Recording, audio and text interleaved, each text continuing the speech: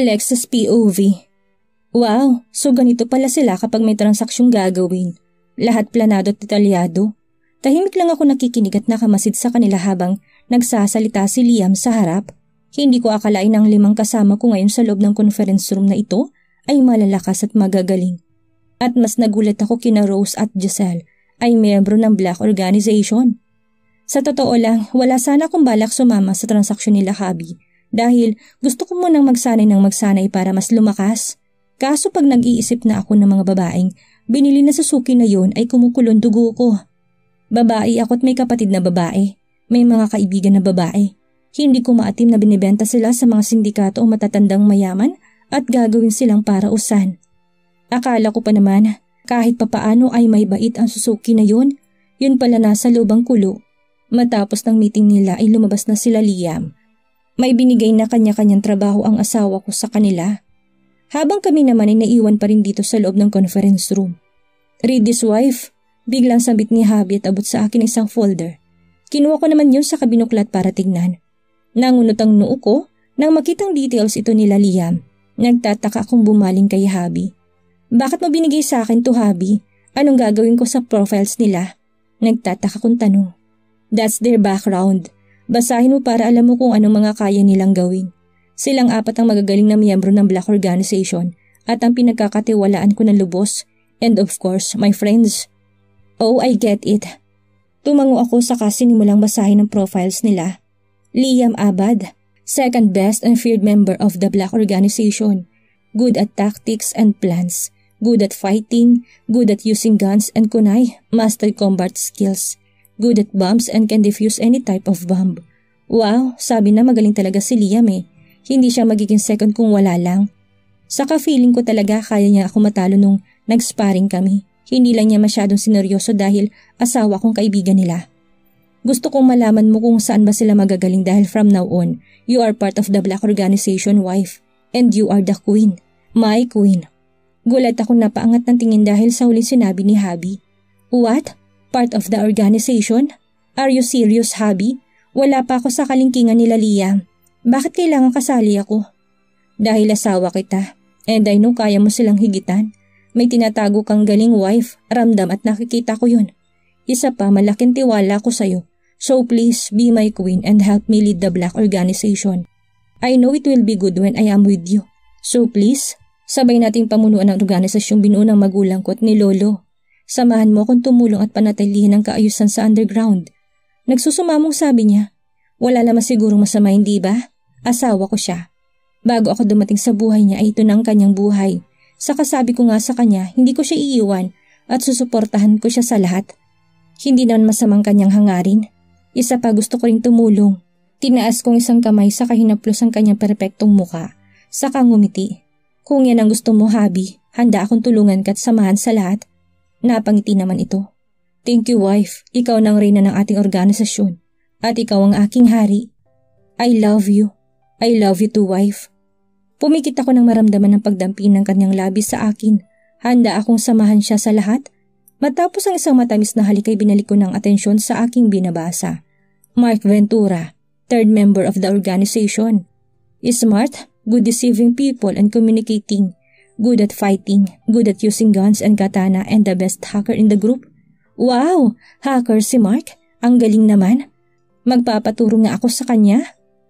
Giselle M. Abad, third member of the organization. Good at handling guns and daggers. Good at close combat racer. Long-range shooter and one of the assassins of the group. Mary Rosie Agot, last member of the organization. Good at guns, judo, samurai and shurikens. Good at strategies and spy. Long-range shooter and the assassins of the group. What? Assassin si Rose at Giselle? Binalingan ko si Habi. Assassin sila Rose? Hindi ko makapaniwalang tanong. Tumango naman si Habi. Rose and Giselle are the best assassins of the organization. It's not obvious from their looks, isn't it? That's why I chose them not easily noticed by the enemy. Sagot ni Habi. Bigla naman akong humanga sa dalawa. Gosh, hindi ko akalain na isa silang assassin, ang astig. Ibinalik ko ng folder kay Habi. Grabe, hindi halata sa kanilang 4 lahat na nabasa ko. Ang gagaling nila at astig. Ngayong alam mo ng kanilang galing. Hindi basta-bastang miyembro ng Black Organization, wife. Anyway, let's go. Bibili tayo ng isusuot mo para sa pupuntahan natin sa transaksyon na susunod na araw. Tumayo naman siya saka ako nilalayan tumayo. Oo nga pala, kailangan naka-formal attire sa party ni Suzuki. Gaganapin daw yun sa Pier del Lago, kung saan may warehouse na naman doon ng lalaki at doon din daw gaganapin ng isang secret party at mga transaksyon. Kailangan ko ng black dress at black half mask. Yun daw kasi ang attire ng grupo. Dahil hindi kilala ng miyembro ng underground kung sino-sino nga ba ang malalakas na miyembro ng Black Organization. Wala pang nakakakita sa mga mukha nito. Siyempre para iwas sa gulo lalo na kapag bumalik na sila sa kanya-kanyang buhay sa realidad. Mas maganda na nag-iingat. Isa pa, marami daw pupunta ng ibang grupo sa party ni Suzuki. Bukas nang gagawin transaksyon ni Habi kay Suzuki. Kaya heto ako't kasama ko si Giselle at Rose. Nasa isang salon kami. Dahil ako na nga daw ang queen nila, kailangan ko daw ng malaking makeover. Nakasuot ako ng eleganteng black evening dress na may mataas na slit. Kinuha kong pistol na binigay ng asawa ko, saka inilagay sa kabilang paa ko kung saan may garter holster ng hita ang baril. Kinuha ko rin malit kong kunay at nilagay sa gilid ng baril, in case na kailanganin ko ito. Tinignan kong sarili sa salamin. Gosh, ako ba talaga to? Light makeup and low messy bun ang ayos ng aking buhok. Mas gusto ko nakatali ang aking buhok para in case na mapalaban, hindi magiging sagabal. 3 inches ankle strap heels lang din ang suot ko para madaling makapaglakad. I feel like a spy girl going to a party ang peg ko for tonight. Kinapa ko ulit ang baril sa aking legs, sinigurado kong hindi mahahalata. Hubby told me to bring it in case of emergency. Hindi biro ang aming pupuntahan, kaya kailangang handa at alerto. Anumang oras ay pwedeng may mangyaring gulo. Nang makontento na ako sa ayos ay lumabas na ako sa kwarto ni Habi dito sa hideout. Dito kami nagstay at handa para sa transaksyon ngayong gabi. Pagkarating ko sa living room, nandun na silang lahat. Jeez, ako na lang palang kulang. Nakakahiya. Lahat ng mata nila ay nakatutok sa akin. Kitang-kita kong paghanga sa kanilang mga mata. Pagtingin ko sa Habi ko, natigilan siya. Kitang-kita kong kislap na mga mata niya at pagmamalaki sa akin. Naglakad ako papalapit sa kanila. Sinalubong naman niya ako. Mabilis nitong pinulupot ang kanyang kamay sa aking bewang, saka hinapit palapit sa kanya. Bigla naman akong nahiya. Ang init ng pisngi ko dahil alam kong nakatingin yung apat sa amin. Naramdaman kong init ng hiningan niya sa aking tenga. Nagtaasan ang balahibo ko sa batok. Gosh, anong ginagawa niya? Wife, you're beautiful. You're stunning, he said huskily. Thank you, Habi. Nahihiya akong sagot sa kanya. Lumayo siya ng bahagya sa akin at gamit ang isang kamay ay hinawakan niyang baba ko sa kamarahang tinaas para magpantay ang aming mga tingin. I love you. No matter what happened, don't leave me my side later, okay? Tumango naman ako bilang tugon. Ngumiti siya saka ako ginawaran ng mabilis na halik sa labi. Tapos ay tuluyan na lumayo at binalingan ng mga kasamahan namin. Nang silipin ko sila ay pare-pareho itong nakangisi sa amin. Tsk! Anong tinitingin-tingin niyo dyan? Maghandaan na kayo, aalis na tayo. Masungit na sabi nito. Nagkanya-kanya namang iwas ng tingin yung apat sabay tayo na. Muling bumaling sa akin si Habi. Let's go, wife. Sabay kaming naglakad palabas ng hideout nila. Doon naghihintay yung dalawang itim na sasakyan. Pinagbuksan ako ng pinto ni Habi. Maingat naman akong pumasok sa passenger seat. Saka siya umikot patungo sa driver's seat. Sa kabilang sasakyan naman sasakay sila Giselle at ang sabi sa akin ni Rose, kanina nauna na daw ang ibang tauhan ni Habi sa Pier del Lago, kaya kaming 6 na lang ang babiyahe. Nang makapasok si Habi, inayos na niyang spy earpiece saka nagsalita. Ready? Let's go. Seryoso niyang sabi bago pinaandar ang sasakyan. We're here, wife. Anunsyo nang tumigil ang sasakyan. Nilibot kong tingin sa paligid. Natural na pier at warehouse kung sa labas ay parang ordinaryo lang, sa loob siguradong kakaiba. Katulad doon sa warehouse casino ni Suzuki. Tinanggal ko ng seatbelt bago kami bumaba, sinuot ko na ang half mask. Suotin mo ito, wife. Inabot sa akin ni Habi ang earpiece katulad ng sa kanila. Kinuha ko naman yun saka sinuot sa akin tenga at tinago sa buhok kong medyo nakababa. Ready? Hinarap ko naman siya saka tumango. Sinuot na rin pala niyang itim na maskara. All black kung all black ang suot naming lahat. Pinapanindigan lang nila ang pangalan ng organisasyon. Naunang bumaba si Habi sa umikot para pagbuksan ako ng pinto. Inalalayan niya akong lambas tapos kumapit agad ako sa kanyang braso. Sakto naman na nasa likod na namin sila Mark. Nauna na kaming naglakad ni Habi patungo sa entrance ng warehouse. Pasimple kong nilibot ang tingin sa paligid. Ang daming armadong nakatayo at pagala-gala. Napakarami rin sasakyan na halatang mamahalin. Mukhang marami ng bisita sa loob. Nervous wife? Bulong ni Habi kaya nabaling ang tingin ko sa kanya. Slide? Mas nangingibabaw sa akin ng excitement. Yes, imbis na matakot ako o kabahan, mas na-excite pa ako. Kung dati takot na takot akong humawak o makakita ng baril, pero ngayon iba na. Feeling ko sanay na ako. Good, be alert and observant. Tumango naman ako at nagpatuloy lang kami sa paglalakad. Hanggang makarating kami sa entrance ng warehouse kung saan may 3 malalaking tao ang nagbabantay. Diyos ko, nakakatakot ang mga itsura nila. May mga nakasabit sa kanilang mahabang baril. Lumapit naman sa amin yung isa saka kami tiningnan isa-isa mula ulo hanggang paa. Nang sa akin na ito tumingin ay napadin ang kapit ko sa braso ni Habi. Pinasadahan ako nito ng malagkit na tingin mula ulo hanggang paa. Tapos nakakatakot nang umising. Gosh, ang creepy. Nakamask na ako lahat-lahat at katabi ko na si Habi. Nagawa pa niya maging manyakol. And then in an instant, nakatutok ang baril ni Habi sa malaking lalaki na nakatingin sa akin. Napakurap-kurap ako dahil ang bilis na naging kilos niya. Hindi ko man lang yun napansin, ang astig talaga ng asawa ko. Dahil sa ginawa nito, naging alerto naman ang iba pang kasama ni Creepy Guy at tinutukan din kami ng baril. Napalunok ako. Hindi pa nga kami nakakapasok sa loob, may ganito na agad na eksena. Pasimple kong tinignan ng kasama namin sa likod. Presente lang silang nakatingin sa mga lalaki sa harap habang nangingisingisi. Walang pakialam kung may nakatutok na baril sa amin. Bastard, alam mo ba kung sinong kaharap mo ngayon? Tingnan mo ulit ang ganyan ng asawa ko at pasasabugin ko yung ulo mo, asshole. Malamig na sabi ni Habi.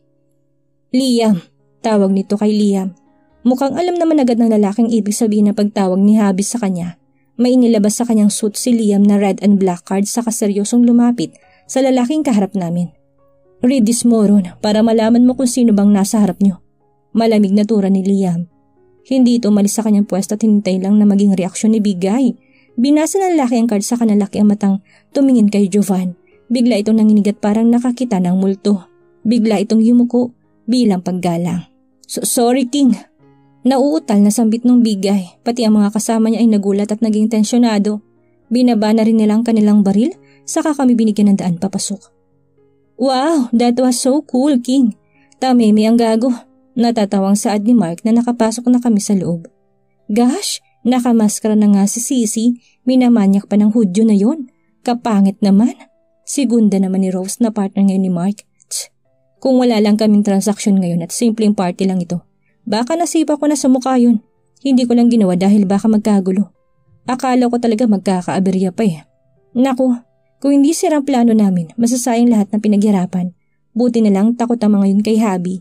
Ngayon, mas napatunayan ko na iba pala talagang kapangyarihan ni Habi sa underground. Kinatatakutan talaga siya at ginagalang. Forget it. Focus on our mission tonight. Go to your assigned work. Seryosong utos ni Habi. Noted, King. Sabay na sagot ni Giselle at Rose. Areglado, King. Copy that. Matapos yun ay nagkanya-kanya na kaming lakad kung saan. Biglang bumilis ang tibok ng puso ko, hindi dahil sa takot ko hindi sa excitement. This is it, pansit? Tulad ng inaasahan ni Habi, napakaraming tao sa loob. Lahat ay may kanya-kanyang ginagawa at puro nag-uusap tungkol sa kanilang pakay dito. At katulad din ng aking inaasahan, napakaganda na loob ng warehouse na ito. Para kaming nasa mamahaling klase ng hotel. Go to your position now, Rose and Giselle. Abad, find where Suzuki's wife. Ventura, ikaw nang bahala sa mga kababaihan na maitaka sila. Alam mo nang gagawin. Ako at si Alexa, mag-stay kami dito. Hihintayin namin ang tamang pagkakataon para kausapin si Suzuki. Mahinang sambit ni Habi habang naglalakad kami, patungo sa isang standing table, banda sa gitna. Areglado, King. Pupunta na ako sa basement. Narinig kong sagot ni Mark sa earpiece. Nakita ko ng asawa ni Suzuki, King. Sinusundan ko na to ngayon. Seryoso naman sagot ni Liam. We are here in the CCTV room, King. We can see you all. Malamig na tura naman ni Giselle. Good, update mo kami kung anong mangyayari. Sabihin mo sa akin kapag may nakita kang kahina-hinala. Pasimpleng sagot ng asawa ko. Tumaas ang buong balahibo ko sa katawan na marinig ang kanilang sagot. Ang aastig nila. Tahimik lang kami ulit ni Habi. Ako naman ay pasimpleng nililibot ang tingin sa buong paligid. Alerto din ako kung sakali. King, napaayos ako ng tayo nang marinig ang boses ni Rose sa earpiece. Yes, narito din ang grupo ni Leon. May kasama siyang babae. Nasa entrance na sila. Seryosong sabi ni Rose. Nakita kong pagkuyom ng kamao ni Habi. Sino si Leon? Kaaway din nila? I expected it. Sigurado akong inimbitahan din sila ni Suzuki. Hayaan na natin sila. Hindi silang pinunta natin dito. Masisira ang plano natin kapag nakipagnegosasyon tayo sa kanila. But if they do something bad, fight back. Copy that, King. Sabay kaming napabaling ni Habi sa entrance para tignan ang sinasabi ni Rose na Leon. Napakunot ang aking noo sa babaeng kasama nito. That woman looks familiar hanggang sa, shit, she's here. Malamig na sambit ni Habi habang matalim nakatingin sa babaeng kasama nung Leon. Mas tinitigan ko pa ang babae kahit na nakamaskara pa hanggang mahina akong napasinghap. Monica, that bitch, hindi ko pa rin makakalimutan ang ginawa niya sa akin. Pagbabayaran niya ang lahat. Biglang nagibang pakiramdam ko. Gusto ko siyang sugurin at suntukin. Sino, King? Nagtatakang tanong naman ni Giselle. Monica Gonzaga, aka, aka Blood. Malamig na sagot ni Habi. What? Blood? Now we know, King, kung saan nagtagong babaeng yan. Iritadong sabi naman ni Mark. King, kasama ko ng asawa ni Suzuki. Biglang singit naman ni Liam. Okay, good. Humarap naman sa akin si Habi at seryoso akong tinignan. Hindi lang ordinaryong babae si Monica. Parte siya ng underground at pinuno ng Red Organization. Siya ay kilala bilang Blood. Seryosong paliwanag ni Habi. Hindi naman ako makapaniwala. Kasali sa underground si Monica. Kaya pala ganun na lang ang tapang niya. Nakipag-negotiate ako sa kanya dahil may kailangan ako sa kanya. Hindi niya alam na akong king of the underground. Pagpapatuloy ni Habi sa kanyang sinasabi, hindi ako umiimik at tinahayaan siya. Maraming alam si Monica sa mga shipments, transaksyon ng grupo ni Leon. Not only that, I also want to know something. Gusto kong malaman kung ang grupo nila isa sa mga tumulong o kasamang magplano sa pagpatay sa mga magulang ko. Kaya hinayaan ko siyang maging investor ng kumpanya natin sa Malaysia at pumayag rin ako maging business partner kami. Yun ang dahilan ng lahat-lahat, wife. So may reason si Habi, naiintindihan ko na ngayon. Tumango ako. Akma ako magsasalita na may lumapit sa amin isang lalaki. Sabay kaming napalingon doon ni Habi. Good evening, kung hindi ako nagkakamali. Kayo si King? Pinapatawag kayo ni Mr. Suzuki. Seryosong tura na lalaki. Napatuwid naman ako ng tayo. Okay, lead the way, mister. Malamig na sagot naman ng asawa ko bago ako binalikan at tinawakan sa aking kamay. Tumango naman yung lalaki sa kanauna na maglakad. Dumiretso kami sa isang medyo madilim na daanan. Nagangat ako ng tingin kay Habi na ngayon ay napakaseryoso. Kahit may maskarang nakalagay sa kanyang muka, kabisado ko na ito. Ilang minuto pang lumipas, tumigil kami sa isang malaking pinto. We're here. Anunsyo na lalaki sa kabinuksan ng pinto sa aming harap sa kanaunang pumasok. Hindi agad kami sumunod. Liam, mahinang tawag nito sa lalaki saka kami pumasok sa loob. On the way, King, rinig ko naman sagot ni Liam. Pagpasok sa loob ay pasimple kong binalingan ng mga tauhan ni Suzuki na nakapalibot sa kanya. 12 ang bodyguards niya. Ang dami, ha? Takot ang lalaking ito kahit na nakangisi siya sa amin ngayon ni Habi. You're finally here, King. Oh, let me say, Mr. Silverio? Nakangisi nitong turan. Bahagi akong nagulat pero hindi ako nagpahalata. So he knew. Ang katibi ko naman hindi man lang nagulat o nabigla sa sinabi ni Suzuki. Mukhang inaasahan niya na nga iyon. Hindi na ako magpapaligoy-ligoy pa. Itigil mo ng pagbebenta ng mga baril sa aking mga kliyente at pagharang sa aming mga shipments. Wag na wag mo kong kinakalaban, Suzuki. Hindi mo alam kung paano ako magalit. Habi said coldly. Imbis na matakot si Suzuki ay mas ngumisi pa ito. Mr. Silverio, sa tingin mo ba'y matatakot ako? Alam mo bang trabaho sa ganitong larangan? Agawan, pagalingan, ungusan at kung ano-ano pa. Mayabang na sagot nito. I see, hindi ka talaga madadaan sa magandang usapan. Mukhang handa ka naman na sa pwedeng mangyari. Tumango pa ng bahagya si Habi sa malamig na tumingin kay Suzuki. Napalunok ako. Siguro naman baliwala sa'yo kung sunugin ko lahat ng pinakamamahal mong warehouse dito sa Pinas. Alam mong alam ko kung nasaan lahat yon. Ang kaninang kayabangan ni Suzuki ay nawala. Napalitan ito ng pagkainis. Don't you dare, Silverio. Nang gagalaitin niya sabit na siyang kinangisi ng asawa ko. Shit! Nagtaasan ng balahibo ko dahil sa ngisi niya. Nakakatakot talaga si Habi kapag siya si King. Tipo manginginig ka at magtataasan lahat ng balahibo mo. Basta iba yung aura. Aha, sa tingin mo matatakot mo ko. Kilalang kilala mo ko, Suzuki. Wala akong pakialam sa kahit ano. Kaya kong gawin ang sinasabi ko. Hayop ka! Galit itong sigaw. Pero kalaunan ay napatigil din. Tila may naisip siya na inirestback sa asawa ko. Isang sumilay sa labi nito. Then do it, Silverio. Gawin mong gusto mo. Pagkatapos naman nun ay makikilala ng lahat kung sino ba si King ng underground. Ipapakalat kung totoong pagkatao mo. Bigla akong kinabahan, hindi pwede. Once na malaman ng lahat kung sino ba si Jovan, siguradong lahat ng kinalaban niya ay babawian siya. Baka pati ang iba'y madamay. Dumiin ang kapit ko sa kamay niya para ipahiwatig na hindi ko gustong sinabi ni Suzuki. Gumanti naman siya pero hindi nagsalita. And do you think hahayaan kita? Mag-isip ka, Suzuki. Mag-isip ka? Sa tingin mo ba, pupunta ako dito ng walang alas? May hina ka pa rin, Suzuki. Baguhan ka pa rin talaga sa ganitong larangan. Umiling-iling si Habi. Oh, and one more thing. Alam ko rin ang ginagawa mong pagbebenta sa mga kadalagahan sa mga matatandang mayaman na nandito ngayon o sa mga sindikato. Kung hindi ka makikipagkasundo sa akin, well, alam mo nang mangyayari. Pero kung kakausapin mo naman ako ng maayos at magkakaroon tayo ng deal, walang gulong magaganap at tahimik kaming aalis ng party. So choose wisely, Suzuki. Nasa iyong desisyon. He's really scary when he's so serious. Sana lang ay makipagkasundo na si Suzuki para walang gulo. Wala nang magkakasakitan pa.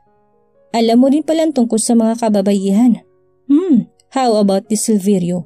Titigilan ko pagbebenta ng baril at pag-aagaw sa mga kliyente mo. Basta hayaan mo ang mga babaeng binili ko.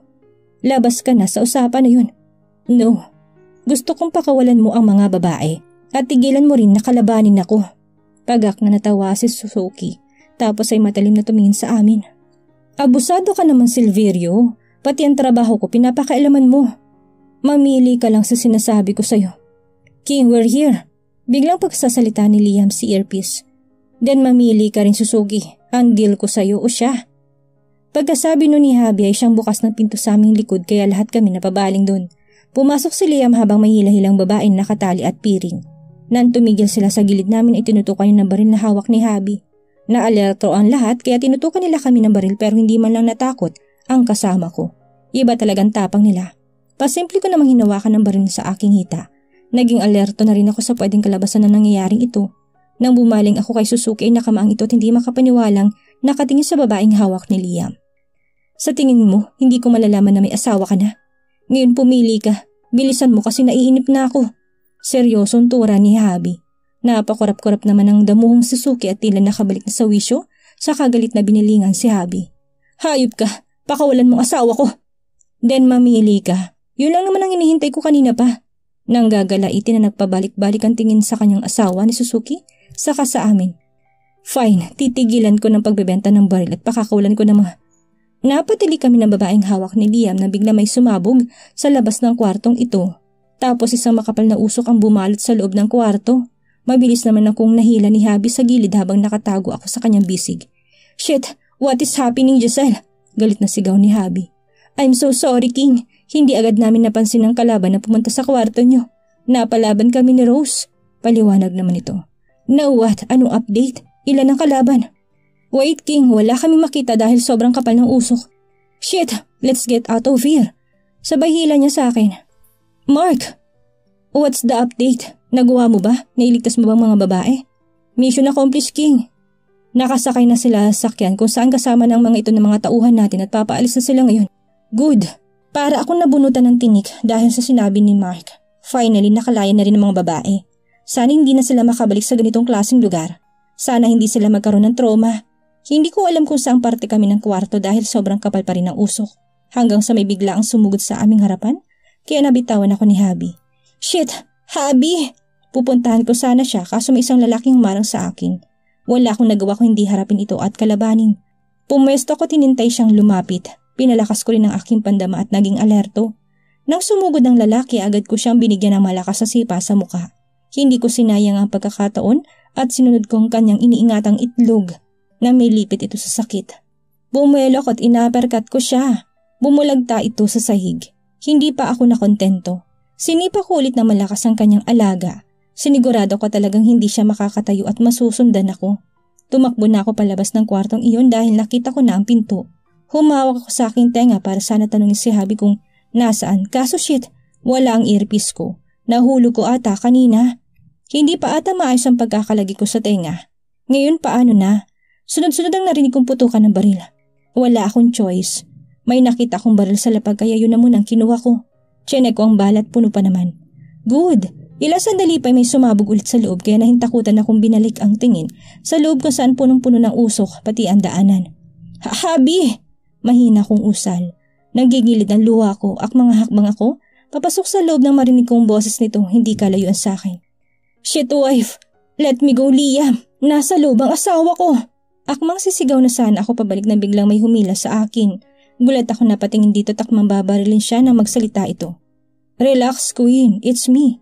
Sabay lingon nito sa akin. Gosh Rose, wag mo akong tinatakot ng ganun.